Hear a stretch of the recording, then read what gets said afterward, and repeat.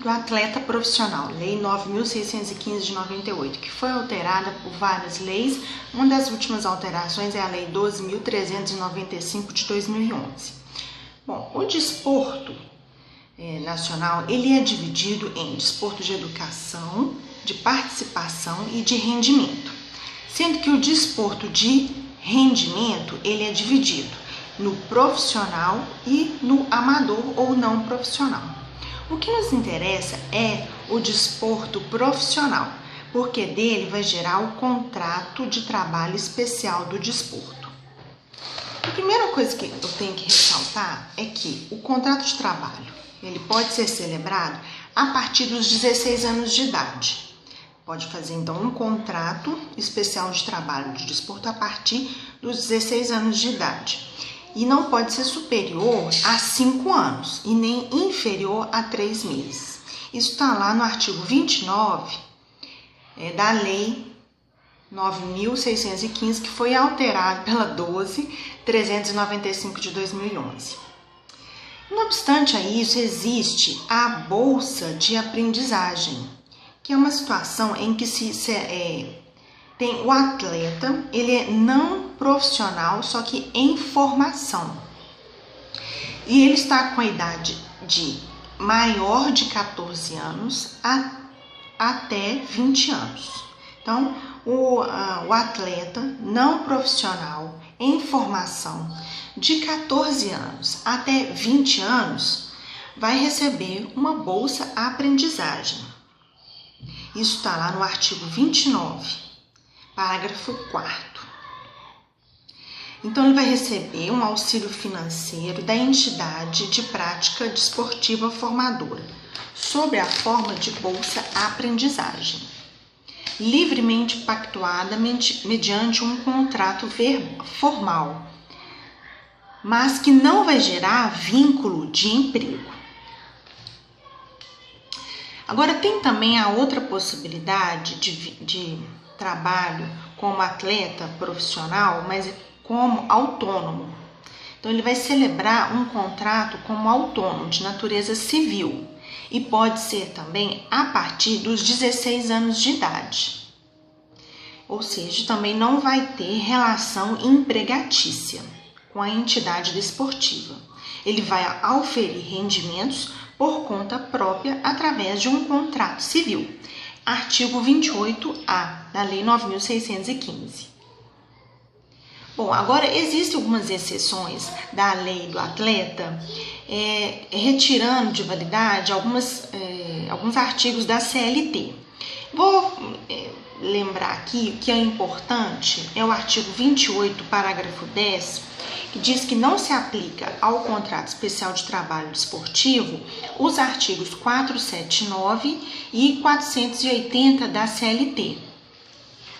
Bom, o que eu vejo que eu posso falar de importante a respeito disso é o seguinte: os contratos de trabalho com prazo inferior a 12 meses, na rescisão por culpa da entidade desportiva, vai dar direito à remuneração mensal conforme os meses de vigência do contrato de trabalho, referentes a férias mais 1/3 e 13º salário. Por isso, não se aplica o 479 e o 480, que fala exatamente o contrário, que preceitua uma indenização por metade da remuneração que faltar até o termo do contrato. Então, se a pessoa é mandada embora num contrato por prazo determinado, vai haver uma indenização de metade da remuneração que falta até terminar o contrato de trabalho. No caso do atleta profissional, em que celebrar um contrato menor de 12 meses, essa indenização para o atleta vai ser correspondente a quantos avos forem a vigência do contrato de trabalho, não pelo que faltar, mas pelo período de vigência. E vai ser apenas de 2 parcelas, do 13º salário e das férias acrescidas de 1/3. Outra exceção de artigos previstos na CLT é com relação ao artigo aos artigos 445 e 451 da CLT. O artigo 30 da lei, primeiro diz assim: prazo determinado com vigência nunca inferior a 3 meses e nem superior a 5 anos. E o parágrafo único fala assim: não se aplica ao contrato especial de trabalho esportivo os artigos 445 e 451 da CLT. Bom, o que acontece? Esses artigos 445, ele determina para os contratos de trabalho por prazo determinado um período máximo de duração de até 2 anos. Como eu havia dito, o contrato do atleta é de até 5 anos, então já está excepcionando essa regra seletista. E o artigo 451 diz que não é permitido, no caso de prorrogação do contrato de trabalho determinado, mais de uma vez, ocorre a indeterminação desse contrato. Então, esse contrato que antes era por prazo determinado, se ele for prorrogar por mais de uma vez, ele vai ser considerado prazo indeterminado. Então, a lei do atleta excepciona esse artigo, diz que não é cabível, porque na lei do atleta é possível várias prorrogações. Inclusive, existe um artigo da lei do atleta, o artigo 28, parágrafo 7º, que determina para os casos de prorrogação automática que conste expressamente do contrato. Ok. Bom, o que mais que é interessante aqui dizer é o artigo 28, parágrafo 7º, que prevê uma suspensão do contrato de trabalho em que não vai haver remuneração, se for uma suspensão por período superior a 90 dias, e quem der causa a essa suspensão é exclusivamente o atleta, que não tenha nada a ver com o contrato de trabalho especial desportivo. Então, a responsabilidade por essa suspensão é exclusiva do atleta. Bom,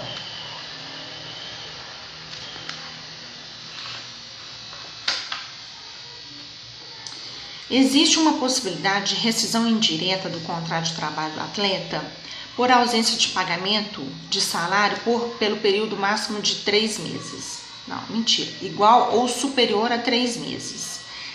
Então, nesse caso, haverá a rescisão automática do contrato de trabalho. O atleta poderá ficar livre para se transferir para qualquer outra entidade desportiva e exigir a cláusula compensatória e os haveres que estiverem devidos em razão do contrato de trabalho. Também incide nisso a ausência de recolhimento de FGTS e de INSS. Bom, agora vou falar sobre 4 termos que dizem respeito aos atletas profissionais, que são as luvas, o termo bicho, o direito de arena e o direito de imagem. Resumidamente, luvas é igual ao passe, que é aquela parcela que é devida em razão da celebração do contrato de trabalho. O bicho já é um prêmio, é como se fosse aquele prêmio de produtividade, é um prêmio em virtude de um desempenho positivo num jogo. O direito de arena é aquela parcela de 5% que incide sobre os contratos de transmissão das partidas de futebol, do faturar, ou seja, 5% sobre o faturamento da transmissão do jogo. E o direito de imagem é o uso da imagem do atleta num contrato civil. Mas essas parcelas, elas têm umas peculiaridades. As luvas, também conhecido como passe, é um valor que é pago pelo clube ao atleta no momento de celebração do contrato. Remunera o atleta tendo em vista o reconhecimento na sua carreira, o mérito, o talento, o prestígio. Só que a Lei 6.515, ela não prevê expressamente o direito de luvas, mas continua sendo praticado, que era previsto anteriormente. Bom, a natureza jurídica dessa parcela é algo controvertido. O TST entende que é de natureza salarial, pois ela remunera o talento reconhecido do profissional devido ao seu desempenho funcional ao longo de sua vida profissional. mas há entendimentos em sentido de ser de natureza indenizatória, pois, já que não é devida pela prestação do serviço no novo empregador. Bom, o bicho é aquela parcela devida em virtude de desempenho de resultado positivo alcançado nos jogos, visando um estímulo, uma recompensa. Possui natureza de um prêmio individual, mas em virtude de um trabalho coletivo. Embora não seja pacífico a natureza salarial, é a que melhor classifica, tendo em vista que é um pagamento habitual e periódico, ok? Agora, o direito de arena é um percentual de 5%, salvo um acordo ou convenção coletiva em sentido contrário, no sentido de ser maior do que 5%, porque 5% é o mínimo, sobre o faturamento da transmissão de jogo por meio de veículos de comunicação. Então, são repassados aos sindicatos profissionais para que estes distribuam entre os atletas profissionais participantes dos jogos, em partes iguais. O artigo 42, parágrafo 1º, determina a natureza civil desta parcela.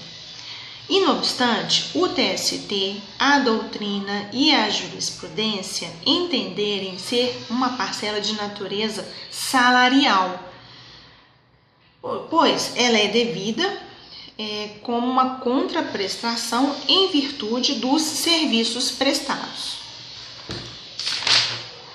Agora, o direito de imagem. Ele é previsto no artigo 5º, inciso 28 da Constituição Federal e no artigo 87A da Lei 9.615 de 98. E isso diz, esses artigos de lei disciplinam o direito de uso da imagem do atleta, que pode ser cedido ou explorado por um contrato de natureza civil, com fixação dos direitos e deveres que não se confundem com o contrato especial de trabalho desportivo. Ok? Obrigada.